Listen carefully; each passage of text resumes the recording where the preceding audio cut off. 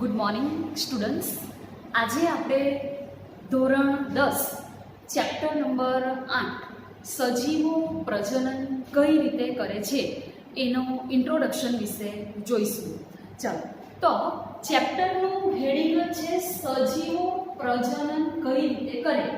તો આપણને પહેલા તો એક ક્વેશ્ચન અરાઇઝ થાય કે પ્રજનન એટલે શું. બરાબર, પહેલા તો આપણે એ જોવું પડશે કે પ્રજનન એટલે શું અને સજીવો પ્રજનન શા માટે કરે છે. બરાબર, પહેલા આપણે એ જોઈશું કે ચેપ્ટરનું હેડિંગનો મીનિંગ શું થાય કે સજીવો પ્રજનન કઈ રીતે કરે છે. તો પહેલા તો આપણે જોઈશું કે પ્રજનન એટલે શું અને શા માટે સજીવો પ્રજનન કરે છે. બરાબર, તો પ્રજનન એટલે શું? તો કોઈ પણ સજીવ પોતાના જેવો જ નવો સજીવ ઉત્પન્ન કરે. બરાબર, નવો સજીવ ઉત્પન્ન કરવાની જે પદ્ધતિ છે. એટલે પ્રજનન એટલે શું? તો કોઈ પણ સજીવ પોતાના જેવો જ નવો સજીવ ઉત્પન્ન કરે તો તે પદ્ધતિને કહેવાશે પ્રજનન. બરાબર, અને સજીવો શા માટે પ્રજનન કરે છે તે આપણે હવે જોઈએ.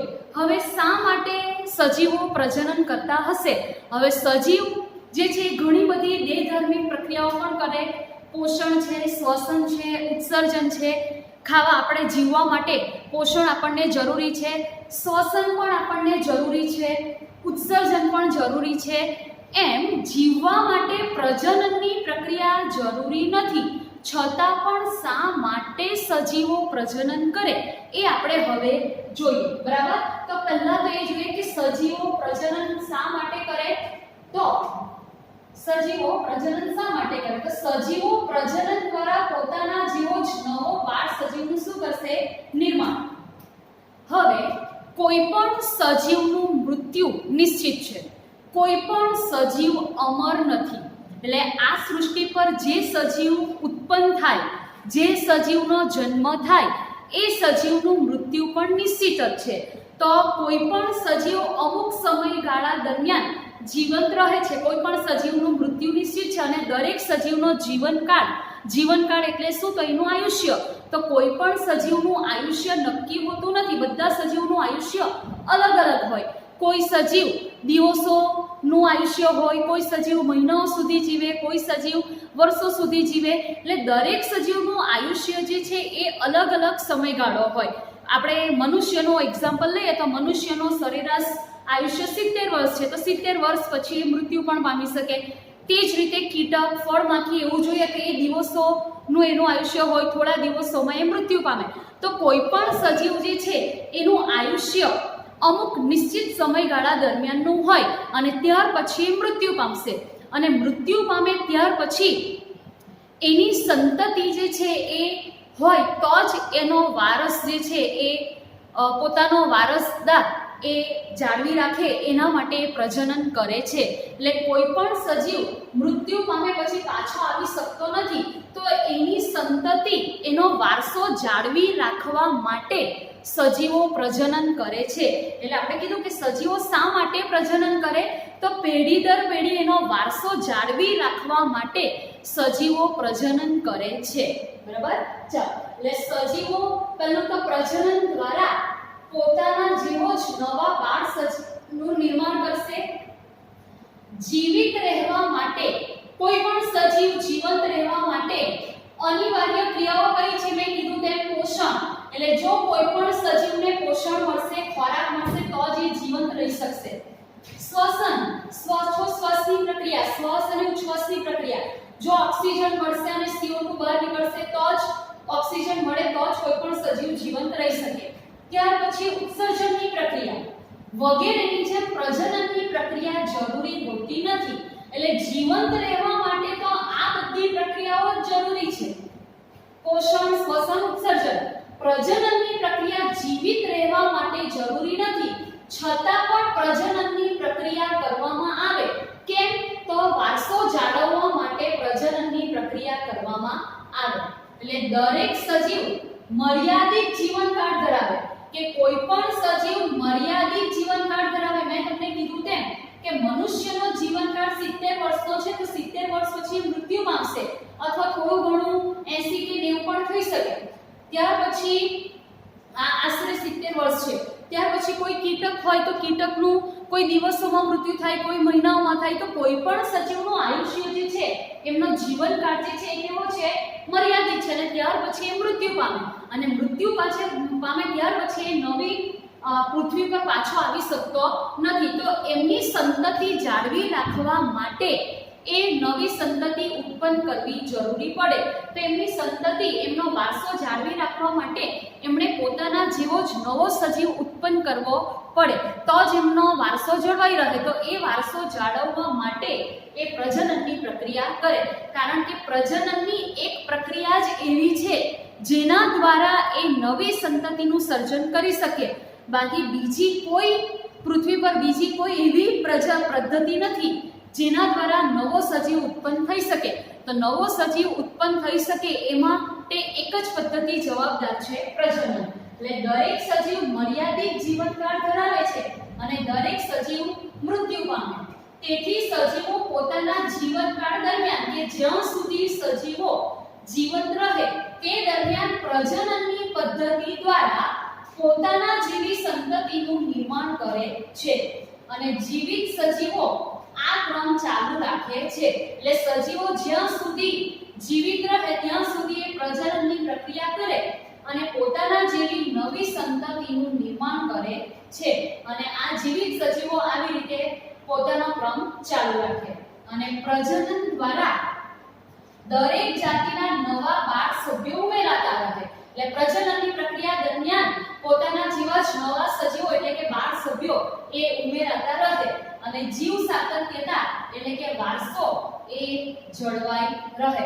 એટલે આપણે આ તો ફક્ત ઇન્ટ્રોડક્શન જોયું કે પ્રજનન એટલે શું. તો સજીવો પોતાના જેવા જ નવો સજીવ ઉત્પન્ન કરવાની જે પદ્ધતિ છે એને કહેવાય પ્રજનન. અને શા માટે સજીવો પ્રજનન કરે? તો એ જીવવા માટે પ્રજનનની પ્રક્રિયા જરૂરી નથી, પરંતુ પોતાનો વારસો જાળવી રાખવા માટે પેઢી દર પેઢી પોતાનો વારસો જાળવી રાખવા માટે સજીવો પ્રજનન કરે છે. ચાલો, તો હવે પ્રજનન, સજીવો પ્રજનન કઈ રીતે કરે? બરાબર. હવે નેક્સ્ટ ક્વેશ્ચન કે સજીવો પ્રજનન કઈ રીતે કરે છે? મેઇન ટાઇટલ કે સજીવો પ્રજનન કઈ રીતે કરે. તો મુખ્યત્વે સજીવો પ્રજનન બે પ્રકારે કરે. બરાબર. તો એ બે પ્રકાર છે, એક અલિંગી પ્રજનન અને બીજું છે લિંગી પ્રજનન. એટલે સજીવો બે પ્રકારે પ્રજનન કરે છે. પૃથ્વી પર જે બધા સજીવો છે એ બધા સજીવો બે પ્રકારે પ્રજનન કરી શકે, એક અલિંગી પ્રજનન અને બીજું લિંગી પ્રજનન. તો આપણે હવે આ બંને ડિટેલમાં જોઈશું, પણ તે પહેલા આપણે આ બંનેનો ડિફરન્સ જોઈશું કે અલિંગી પ્રજનન એટલે શું અને લિંગી પ્રજનન એટલે શું. તો અલિંગી પ્રજનન જે છે એમાં એક જ પિતૃ ભાગ લેશે અને લિંગી પ્રજનનમાં બે પિતૃ ભાગ. આમાં કોઈ એક જ પિતૃ ભાગ એટલે એક જ પિતૃમાંથી નવી સંતતિનું સર્જન થાય. બરાબર. જ્યારે આમાં બે પિતૃ, એક નર અને એક માદા તરીકે, તો બે પિતૃ ભાગ લે અને ત્યાર પછી એક નવી સંતતિનું સર્જન થશે. હવે આમાં એક જ પિતૃ ભાગ લે અને એક જ પિતૃ ભાગ લે એટલા માટે આમાં જે નવી સંતતિ જે સર્જાય એ આબેહૂબ પ્રતિકૃતિ કોના જેવી હશે? પિતૃ જેવી જ હશે. કેમ? કારણ કે એક જ પિતૃમાંથી નવી સંતતિનું સર્જન થવાનું. એટલે જે આ નવી સંતતિ જે સર્જાય એ કોના જેવી પ્રતિકૃતિ? આબેહૂબ જ્યારે આમાં બે પિતૃ ભાગ લેવાના અને બે પિતૃમાંથી એક નવી સંતતિ સર્જાવાની, એટલે આ પ્રતિકૃતિ એ પિતૃના જેવી હોતી નથી. બરાબર, આમાં સંતતિમાં ભિન્નતા આવશે. એટલે અલિંગી પ્રજનન અને લિંગી પ્રજનનમાં શું ડિફરન્સ છે?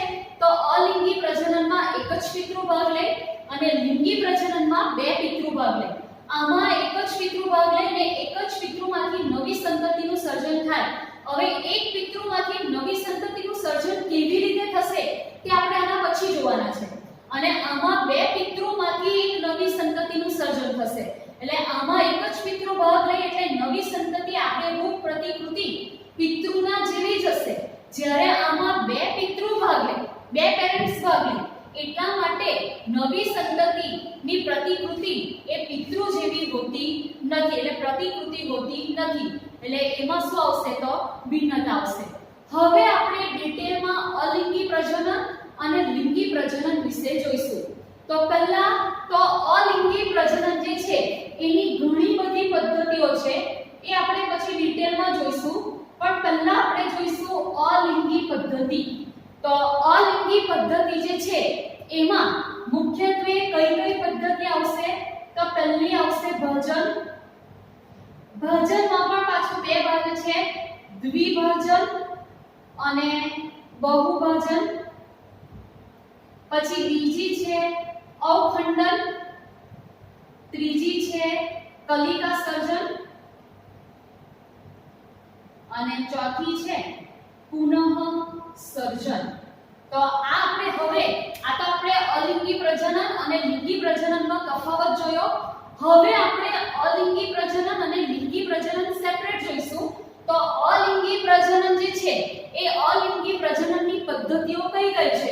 તો ચાર પદ્ધતિ છે: ભાજન, અવખંડન, કલિકા સર્જન અને પુનઃસર્જન. ભાજનમાં પણ પાછા બે પ્રકાર છે, દ્વિભાજન અને બહુભાજન. તો આ આપણે હવે નેક્સ્ટ લેક્ચરમાં જોઈશું. આ થયું આપણું ફક્ત સજીવો પ્રજનન કઈ રીતે કરે એનું ઇન્ટ્રોડક્શન, કે પહેલા પ્રજનનની ડેફિનેશન, ત્યાર પછી સજીવો શા માટે પ્રજનન કરે, સજીવો પ્રજનન કરવા માટે કઈ પદ્ધતિ બે યુઝ કરે, તો અલિંગી અને લિંગી. અને હવે આ અલિંગી પ્રજનન અને લિંગી પ્રજનન ડિટેલમાં આપણે જોઈશું. તો અલિંગી પ્રજનનની આ ચાર પદ્ધતિ જે છે એ આપણે હવે નેક્સ્ટ લેક્ચરમાં જોઈશું. Thank you.